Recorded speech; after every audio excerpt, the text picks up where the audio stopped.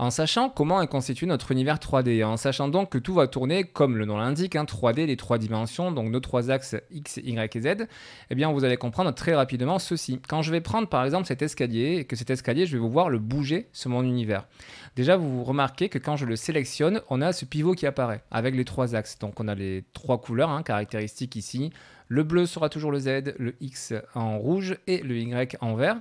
Et donc ceci va nous permettre de pouvoir déplacer notre objet.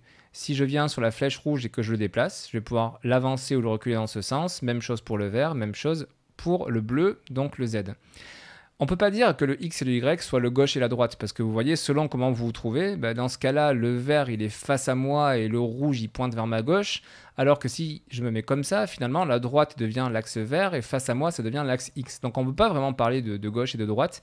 C'est pour ça qu'on parle toujours des trois dimensions et directement du nom de l'axe en question. Par contre, l'axe Z, lui, généralement, on va toujours l'utiliser, je dis bien généralement, pour indiquer vers le haut ou vers le bas. Il faut bien comprendre aussi que dans notre univers 3D, on n'a pas de notion de hauteur dans le sens où quand on va aller très haut, il ne va pas faire moins 20 degrés avec de la neige, et quand on va aller très bas, on ne va pas creuser sous la terre et avoir de l'eau qui va apparaître. Ce sont vraiment des notions, tout ça, qui sont totalement abstraites pour Unreal, pour un moteur graphique. Le moteur, il a un axe qui s'appelle Z.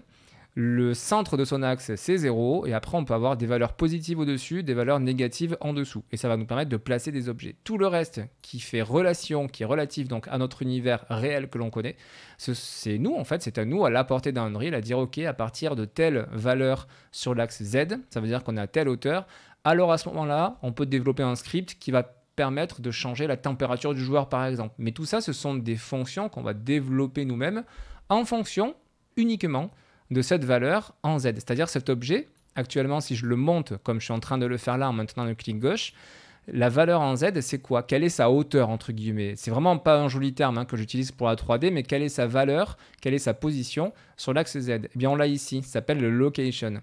Le paramètre que nous avons là, quand on sélectionne un objet, nous avons ici la valeur en X, Y et Z, c'est-à-dire la situation sur les trois axes composant notre univers 3D de cet objet.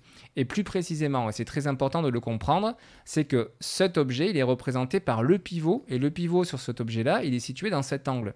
Et vous voyez la petite sphère blanche qui est ici, elle indique le point précis qui sert de référence pour la position de notre objet. C'est-à-dire que les valeurs que nous avons ici de location, donc de situation de cet objet dans l'univers 3D, c'est précisément la situation du pivot, de cette sphère ici qui représente cet objet. C'est une notion qu'il faut bien comprendre parce que la situation de cet angle-là, de cet acteur, n'est pas la même que par exemple l'angle qui est ici. Donc à chaque fois, c'est le pivot qui sert de référence. Maintenant que je vous ai dit ça, comme vous l'avez vu, donc on peut déplacer un acteur directement en allant sur les flèches pour le monter, changer sa position. On peut également venir changer directement les valeurs ici. C'est-à-dire qu'en X, j'ai une valeur, vous voyez, moins 541 quelque chose. Je peux très bien venir ici, dire moins 500, je valide avec entrée, et ça positionne l'acteur où je le souhaite. Même chose, je vais mettre 450 en Y, et je vais mettre 270 en Z. Donc là, manuellement, j'ai positionné mes valeurs. Je peux très bien aussi venir ici sur une valeur, je maintiens le clic gauche enfoncé, et je vais vers la droite ou vers la gauche. Ça me permet également de déplacer l'objet. Je vous montre un petit peu toutes les fonctions, toutes les possibilités que vous avez pour pouvoir déplacer un objet. Vous avez une autre possibilité qui est aussi, et qui va tourner autour du pivot. Vous voyez qu'on a nos trois flèches, mais on a aussi ces carrés ici qui apparaissent. Donc il y en a 3 en tout. Je vais essayer de m'approcher un petit peu, enfin d'avoir une meilleure vue plutôt, parce que la taille ne change pas. Donc on voit ici, si je vais sur celui du bas de carré, quand je passe dessus, vous voyez qu'il y a 2 axes qui sont sélectionnés. Maintenant, si je clique gauche et que je maintiens, je dézoome en même temps, je vais pouvoir déplacer mon acteur sur les 2 axes en question, donc soit avant, arrière, gauche et droite, mais par contre, je ne peux pas le déplacer en hauteur, tout simplement parce qu'en prenant le carré tel que je l'ai pris, eh bien mon axe Z, le bleu, vous voyez, il n'est pas surligné. Je peux faire la même chose pour le déplacer par exemple sur justement Z et X, donc je viens sur ce carré-là, clac, vous voyez qu'il y a mes 2 axes qui sont passés en jaune. Maintenant, je peux monter ou descendre mon acteur, je peux le déplacer de droite à gauche, mais en aucun cas, je peux le faire venir vers le bas de l'écran. C'est impossible parce que j'ai que 2 axes de sélectionner et pas 3 axes. Enfin, si vous voulez tout sélectionner en même temps et le déplacer à la souris, c'est pas très pratique, mais on peut en sélectionnant la sphère. On vient sur la sphère, maintien clic gauche enfoncé, et là, cette fois-ci, on peut déplacer notre objet sur les 3 axes en même temps. Mais comme je vous le disais, il y a beaucoup plus pratique que ça quand même pour pouvoir déplacer un acteur. Donc ça, il faut bien retenir que un acteur, on va lui donner une location, c'est-à-dire une situation dans l'univers 3D qui se détermine par 3 valeurs, X, Y et Z, des valeurs qui vont nous permettre de savoir où est-ce qu'il se situe dans l'univers 3D. Et ça, on va s'en servir, par exemple, quand on va vouloir calculer la distance qu'il va y avoir entre 2 acteurs, par exemple. Eh bien, on va récupérer la location du premier acteur, c'est-à-dire la situation de cet acteur dans l'univers. On va récupérer la location de notre acteur et on va pouvoir comme ça calculer la distance qu'il y a entre les deux, car nous allons avoir pour chacun d'eux cette valeur qui correspond à la situation GPS au final de l'acteur, mais cette fois-ci dans un univers 3D donc, que nous avons face à nous.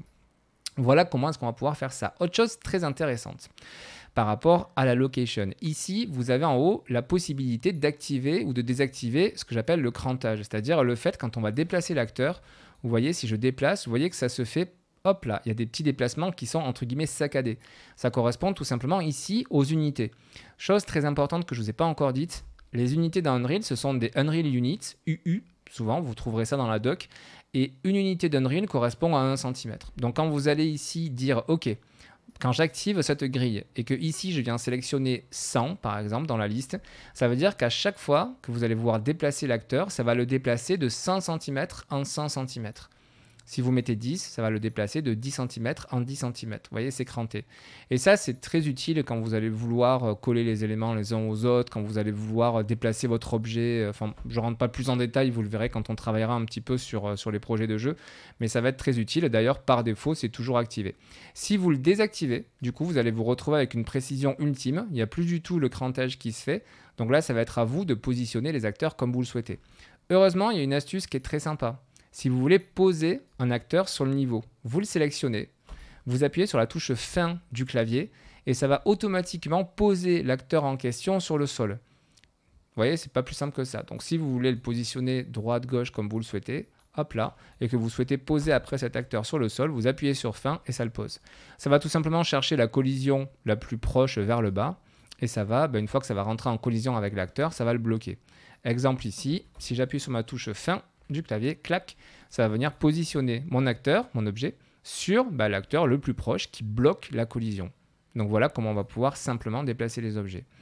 Si je simplifie, enfin si je résume plutôt tout ce que j'ai dit, quand on est donc sur un acteur, on va pouvoir déplacer en le sélectionnant sa location, en sélectionnant directement les axes sur notre niveau via le pivot, en sélectionnant 2 axes en même temps, en sélectionnant les petits carrés qui sont ici et qui sont plus ou moins facilement attrapables, hop là, pour pouvoir déplacer donc sur 2 axes, si on le souhaite, l'objet, en sélectionnant la sphère du pivot si on souhaite tout sélectionner, en appuyant sur la touche fin pour pouvoir poser notre acteur directement au sol. On verra par la suite, quand on sera un petit peu plus avancé, qu'on peut également facilement snapper un acteur avec un autre. C'est-à-dire qu'on va pouvoir dire, toi, on te prend et on vient te coller à lui, plutôt que de venir comme ça à la mano, zoomer à fond et essayer de voir pour le positionner. Mais ça, on le verra un petit peu plus tard. Ce n'est pas l'objet de cette vidéo.